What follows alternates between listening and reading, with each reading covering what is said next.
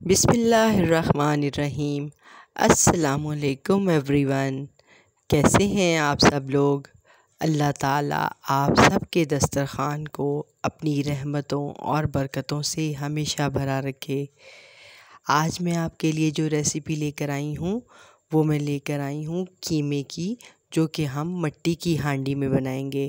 آپ جانتے ہیں کہ مٹی کی ہانڈی کا ٹیسٹ بالکل ہی ایک منفرد ذائقہ دیتا ہے کھانے کو۔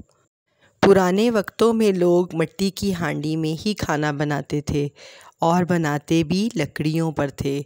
لکڑیوں کو جلا کر پھر اس پر مٹی کی ہانڈی رکھ کے اس میں کھانا بنانا، اور ساتھ میں تندور کی روٹیاں بہت ہی ذائقہ دیتی تھیں۔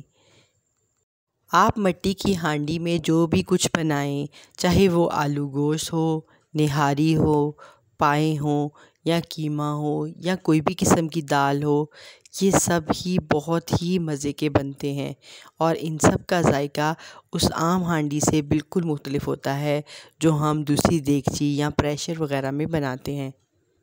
اس میں کھانا پکتا بھی جلدی ہے اور گرم بھی دیر تک رہتا ہے، اور اس کا ذائقہ بھی چینج نہیں ہوتا۔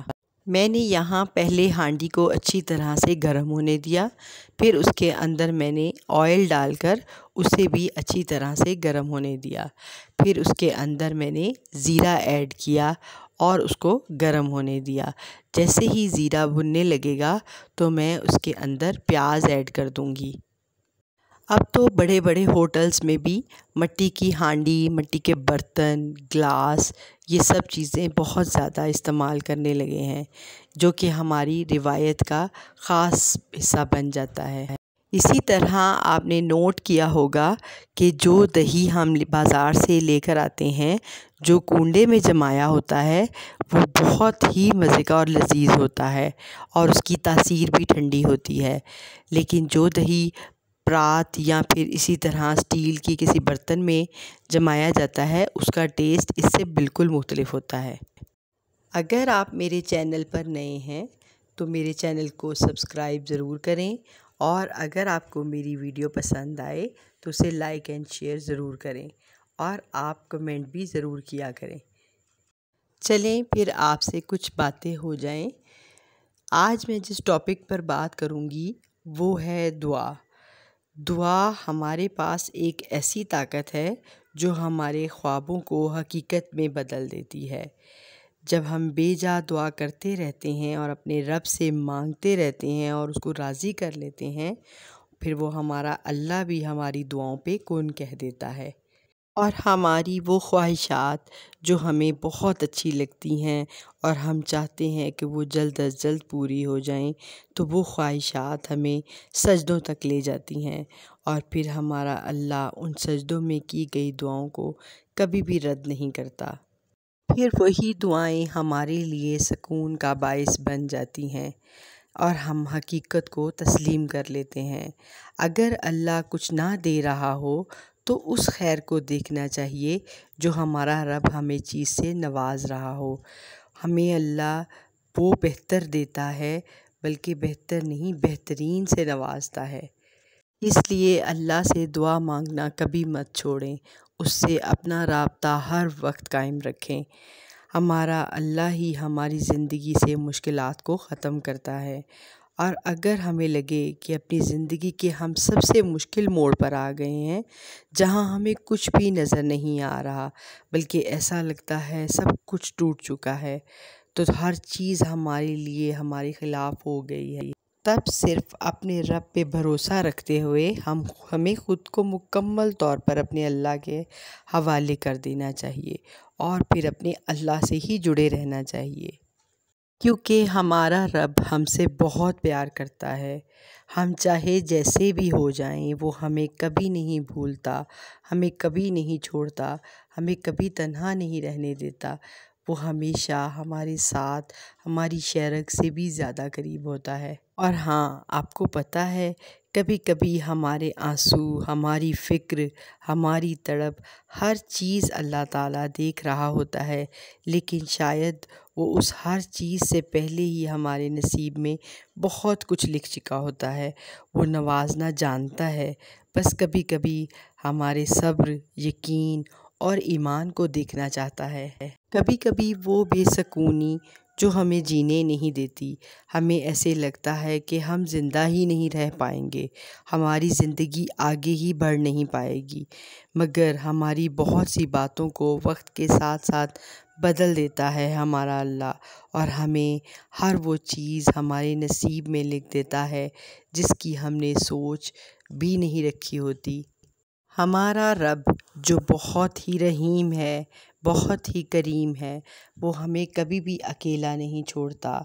ہمارے وہ آنسو جو شاید کوئی اور نہیں دیکھ سکتا، وہ ہمارا اللہ ہی تو دیکھتا ہے۔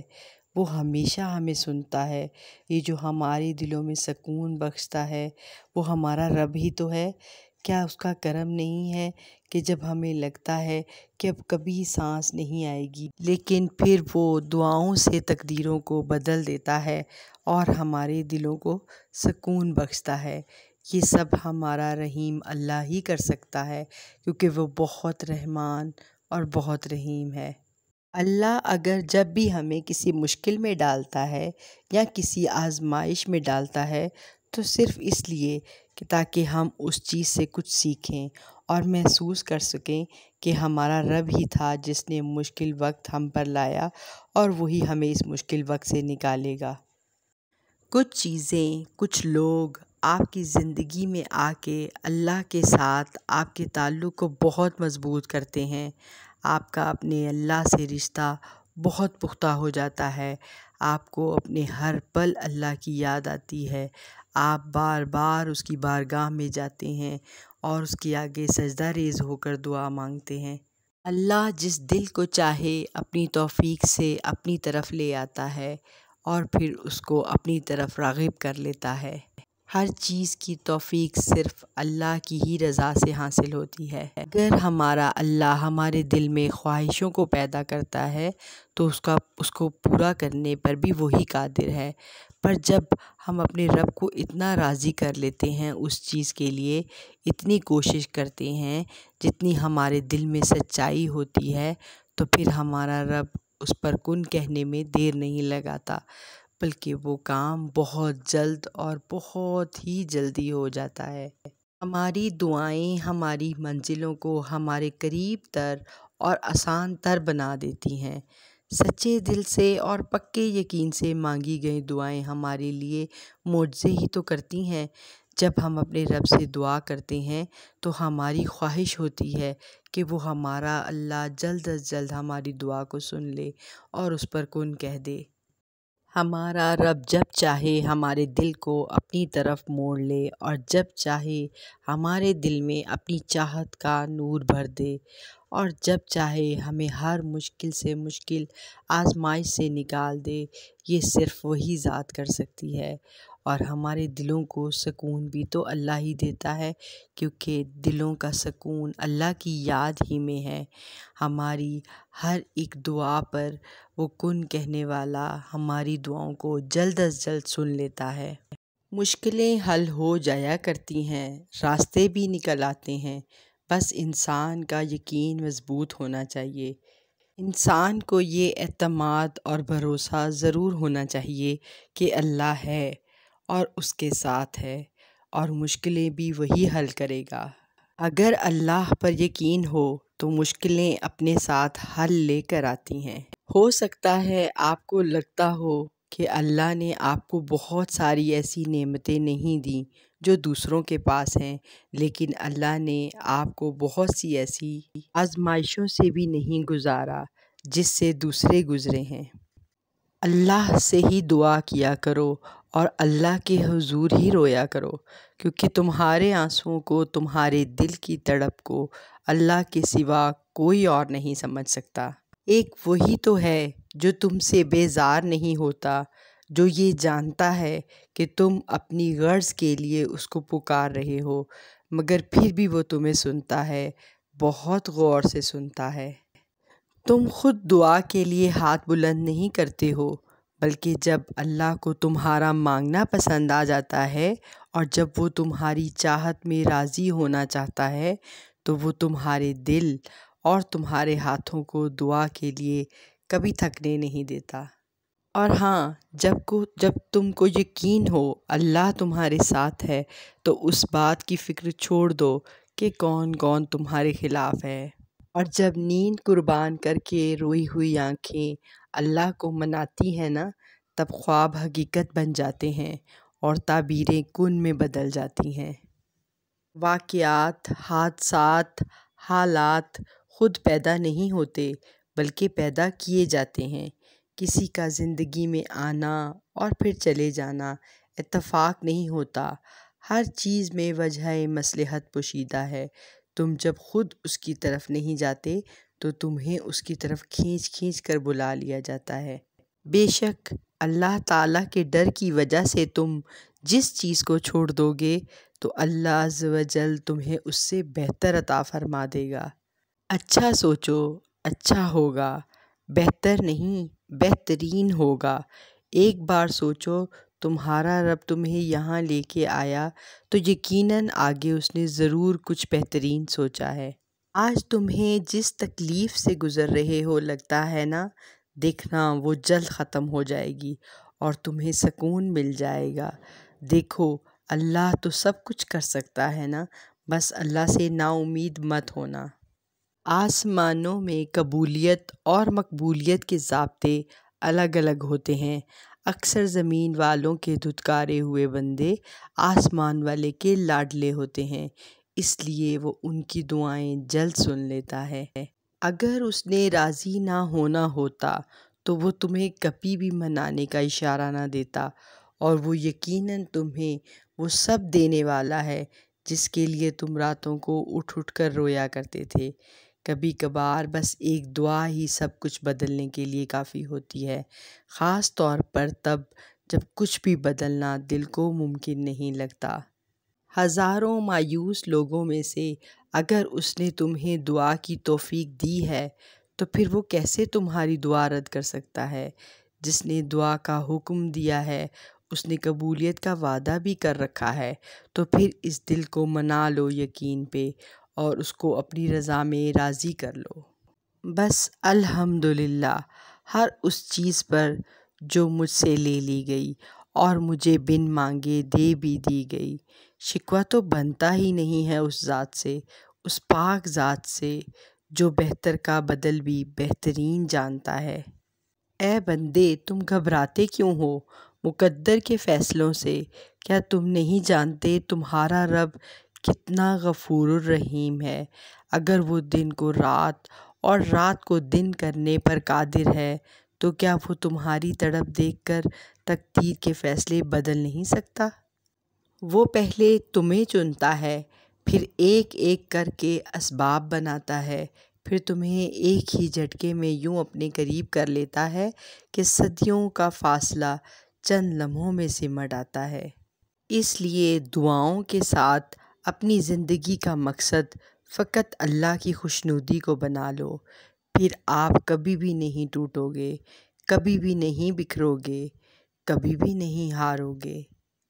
وہ ہمارا سمیع اللہ ہم سے کبھی بھی ہماری آس کو ٹوٹنے نہیں دیتا اور دعاؤں کو ہمیشہ قبولیت بخشتا ہے۔ اس لیے اپنے اللہ پر پورا یقین رکھتے ہوئے ہمیں دعائیں مانگنی چاہیے۔ شکریہ۔ چلیں ہم اپنی ریسیپی کی طرف واپس آتے ہیں۔ اب میں نے جب زیرے کو تڑکا لگا لیا، پھر اس میں میں نے پیاز ڈال کر اس کو لائٹ براؤن کیا، ساتھ میں نے ہری مرچیں اور ایڈ کر کے پھر میں نے اس کے اندر قیمہ ایڈ کر دیا۔ پھر آپ نے اس کے اندر دہی اور ٹماٹر ایڈ کر کے اسے کچھ دیر کے لیے پکنے کے لیے رکھ دینا ہے۔ پھر تھوڑی دیر کے بعد آپ نے اس کے اندر سوکھا دھنیا، زیرہ اور گرم مسالہ ڈال کر اس کو تھوڑی دیر کے لیے دم پر رکھ دیں، تقریباً 15 سے 20 منٹ کے لیے، تاکہ قیمہ اچھی طرح سے گل جائے۔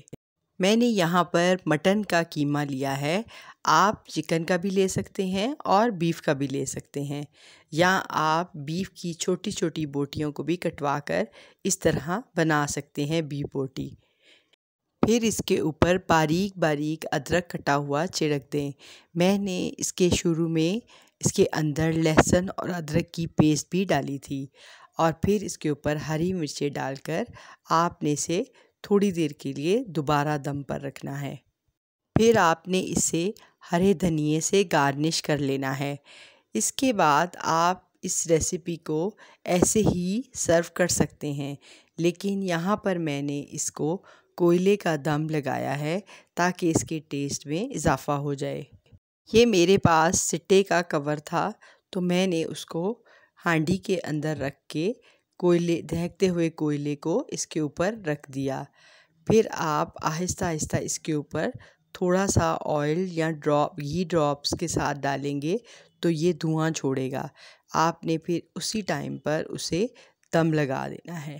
ہانڈی میں کوئلے کا فلیور دینے سے آپ دیکھیں گے کہ کھانے میں مزہ دوبالا ہو گیا ہے اور اس کے ذائقے میں بھی بہت چینج آیا ہے۔ آپ دیکھیں گے کہ قیمے کا ٹیسٹ عام قیمہ بنانے سے بہت ہی چینج لگ رہا ہے۔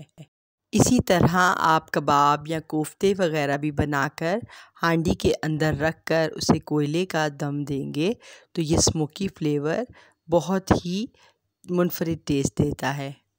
اب آپ اسے دم پر رکھ دیں تاکہ دھوئیں کے ساتھ ہانڈی کے اندر اسموکی فلیور اچھی طرح سے جذب ہو جائے۔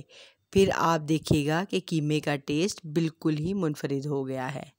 آپ اسے روٹی اور نان کے ساتھ اور پھر رائتا اور سلاد بنا کر اسے سرو کریں۔ آپ دیکھیں گے کہ یہ سب چیزیں اسے ڈبل دگنا ذائقہ دے دیں گی۔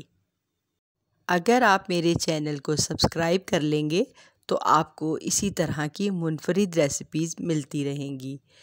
پھر اب آپ اس قیمے کو اچھی طرح سے کوئلہ نکال کر مکس کر لیں اور پھر اسے سرو کریں۔